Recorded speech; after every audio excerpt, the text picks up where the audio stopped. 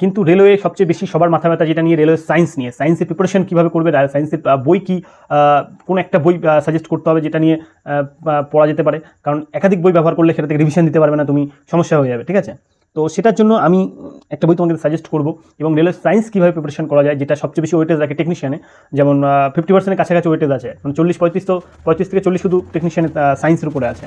ঠিক আছে, এবং তোমার কারেন্ট অ্যাফেয়ার্স জিকের উপর অনেক কম আছে, সুতরাং সায়েন্সটাকে তোমাকে প্রিপারেশন করতে হবে। রেলওয়ে গ্রুপ ডির জন্য কিন্তু সায়েন্সের প্রয়োজন হয় অনেক বেশি। তো সায়েন্সটাকে কোথা থেকে প্রিপারেশন করবে এবং কীভাবে প্রিপারেশন করবে, প্রতিটা শিফটের কোশ্চেন আমি দেখতাম কোন ধরনের কোশ্চেন আসছে এবং কোথা থেকে আসছে।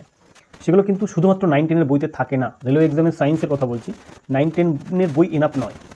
তোমাকে যদি পড়তে হয়, যদি তুমি পড়তে পারো, প্রথমে তো 9-10-এর বইটা পড়ে নাও, যাদের একদম সায়েন্সের ব্যাকগ্রাউন্ড নেই তারা প্রথমে 9-10-এর বইটা তো আগে ভালো করে পড়ো।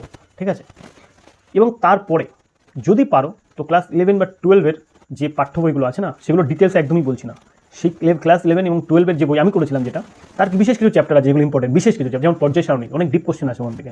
ঠিক আছে, কারেন্ট, ইলেকট্রিক কারেন্ট, তারপরে আলো, এই সমস্ত লাইট, ঠিক আছে, সাউন্ড, এই সমস্ত কিছু চ্যাপ্টার আছে।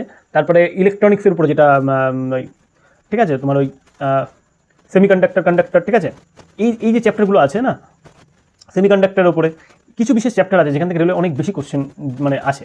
সেই চ্যাপ্টারগুলো তোমার রেলওয়ে এক্সামের 11-12-এর বই থেকে পিছনে দেখবে, ক্লাস 11-12-এর যে বইগুলো আছে না বাংলা বইয়ের, সেই পিছনে ওইগুলো খুব সুন্দরভাবে ইনফরমেশনগুলো শর্ট ওয়ান লাইনে দেওয়া আছে, সেইগুলোকে তোমাকে পড়তে হবে। এবং অবশ্যই কনসেপ্টটাকে ক্লিয়ার করতে হবে, শুধু অনলাইনে পড়ে গেলে তুমি কনসেপ্ট বুঝলে না হবে না। তো কনসেপ্ট ক্লিয়ারের জন্য আমি জিকে বা জেনারেল নলেজে যে কোনো টপিক্স নিয়ে আমি ভিডিও বানাবো, বা তোমরা ইউটিউব থেকে আদার্স থেকেও দেখে নিতে পারো। তো প্রতিটা চ্যাপ্টার প্রথমত কনসেপ্ট ক্লিয়ার করতে হবে সায়েন্সের, যে এই চ্যাপ্টার কনসেপ্ট কী, এই চ্যাপ্টার এই টার্মটা কী বলছে, এইটা এর মানেটা কি, এই চ্যাপ্টার অর্থটা কী। ঠিক আছে, এইটুকুনি বোঝা নেওয়ার পরে যখন তুমি বুঝে গেলে, একবার পড়ে নিলে, মেন কিছু চ্যাপ্টার আছে যেগুলো তোমাকে ক্লাস 11-12-এর বই থেকে কমপ্লিট করতে হবে। আমি করেছিলাম এবং কমন পেয়েছিলাম, কারণ ওগুলো 9-10-এর বইতে আমি দেখেছি সেইভাবে পাওয়া যায় না, একটু ডিপলি কোশ্চেন জিজ্ঞেস করা হয়। যেমন উদাহরণ দিই, পর্যায় সারণীতে, আগেরবার রেলওয়েতে আমি দেখেছি খুব জিজ্ঞেস করছে যে পর্যায় সারণীতে অরবিট থেকে কোশ্চেন আসছে। ঠিক আছে, আউটবাউ নীতি, তারপরে মানে অনেক ডিপলি, যেগুলো আমরা ক্লাস 11-12-এর বই থেকে পড়েছিলাম আর কি। ঠিক আছে, মানে হাইজেনবার্গের নীতি, তারপরে মানে অনেক ভিতরের থেকে দেখলাম অরবিটাল কোশ্চেন, যে মানে পরমাণু যেগুলো ইলেকট্রন যে অরবিটাল ঘুরছে তার সংখ্যা কত, তার আকৃতি কেমন, ঠিক আছে, কীভাবে পূর্ণ হয় সেলফগুলো। তো এই সমস্ত কোশ্চেনগুলো পড়তে হলে তোমাকে 11-12-এর বই থেকে বেসিক কনসেপ্ট ক্লিয়ার করতে হবে।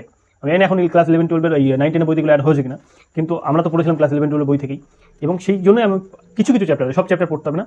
যদি তুমি নাও বুঝতে পারো তাহলে তুমি প্রথমে বইটা নিয়ে একবার পড়ো, নাহলে ইউটিউবে তুমি কনসেপ্টটাকে ক্লিয়ার করে নাও।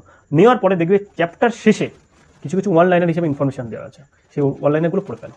ঠিক আছে, এবং কিছু এমসিকিউ দেওয়া আছে, সেই এমসিকিউগুলো তুমি সলভ করে নাও, এবং সেগুলো একটা নোট খাতে তুলে নাও।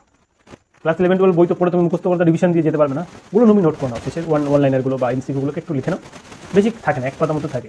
ঠিক আছে, 1-2 পাতা মতো থাকে। ওখান থেকে দেখবে তুমি অনেক ডিপ কোশ্চেন অ্যান্সার পেয়ে গেছো, ডিটেলসে পেয়ে গেছো, যেগুলো 9-10-এর বইতে পাবে না। এবং এটা একটা টপ সিক্রেট, যেটা আমি বলছি, আমি মানে দেখেছি ক্লাস 11-12-এর কিছু চ্যাপ্টার তোমাদেরকে ওখান থেকে করতে হবে। আর তোমরা যদি বলো যে সায়েন্সের জন্য একটা বই সাজেস্ট করার জন্য, যারা বাংলাতে অনেকে আছে, যারা বাংলাতে আমি বলো পাঠ্য বই এনাফ, মোর দ্যান এনাফ। ঠিক আছে, আর না হলে তোমরা যদি ইংলিশে পড়ো, ইংলিশে আমি এই বইটা একদম পুরো ক্লাস 11-12-এর সিলেবাসের টপিকসগুলোকে অ্যাড করা, এবং এটা স্টেট গভর্নমেন্ট এবং সেন্ট্রাল গভর্নমেন্টের জন্য আমি মনে করি বেস্ট বই। আমার এখনো খুব ভালো লেগেছে বইটা, সেটা হচ্ছে encyclopedia of general science. Encyclopedia of general সায়েন্সের মধ্যে আমি খুব ডিটেলসে দেখেছি কোশ্চেন, মানে এই বইটা খুব মানে আছে আর কি, প্রতিটা চ্যাপ্টার খুব ডিটেলসে দেওয়া আছে। ঠিক আছে, এবং মোটামুটি সব রকমের কনসেপ্ট ওখানে আছে, এর বাইরে কোশ্চেন আসতে পারে কিন্তু কনসেপ্টগুলো আছে। এই বইটা থেকে তোমরা যদি মনে করো একটা বই পড়বে, এই বইটা পড়তে পারো। এই বইটা ইংলিশের বই, এটা কনসেপ্ট ক্লিয়ার করতে হবে তোমাদের ইউটিউব থেকে দেখতে, এবং তোমরা যদি জিজ্ঞেস করো অবশ্যই আমি কি এইটার উপরে কিছু ক্লাস করাতে পারি। ঠিক আছে, তো সায়েন্সের প্রিপারেশনের জন্য যেটা মেন বিষয় সেটা বললাম, তোমাকে প্রথম প্রিপারেশন করতে গেলে পাঠ্য বই থেকে শুরু করো, যাতে একদম ব্যাকগ্রাউন্ড নেই, এবং পাঠ্য বই থেকে কনসেপ্টগুলো ক্লিয়ার করে নাও। ক্লাস 11-12-এর কিছু চ্যাপ্টার আছে, বললাম লাইট, সাউন্ড, সেমিকন্ডাক্টর, হ্যাঁ, এই কারেন্ট, এই জায়গাগুলোকে তোমাকে একটু ভালো করে প্রিপারেশন করে নিতে হবে পিছনের ওই ওয়ান লাইনারগুলো থেকে। ঠিক আছে, এবং তারপরে তুমি যখন কোশ্চেন সলভ করবে, এমসিকিউ সলভ করবে না, সেখানে তুমি অনেক সায়েন্সের কোশ্চেন সলভ করতে ব্যাস তোমার সায়েন্স তৈরি হয়ে যাবে। ওকে, তো এটাই ছিল সায়েন্সের স্ট্র্যাটেজি, বিশেষ কিছু না, সিম্পল স্ট্র্যাটেজি, বাট এই কাজগুলো লোকে করে না, এই কাজগুলো কেউ করে না, ফলে সায়েন্সের প্রিপারেশন হয় না সেইভাবে।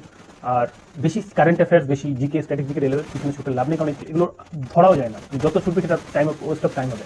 ঠিক আছে, পরিমাণ ওয়েটেজ অনেক কম না, সায়েন্সের ওয়েটেজ বেশি আছে, ম্যাথ জিআইগুলোকে ভালো বেশি করে প্র্যাকটিস করতে হবে, তাহলে ঠিকঠাক প্রিপারেশন সম্ভব রেলওয়ে।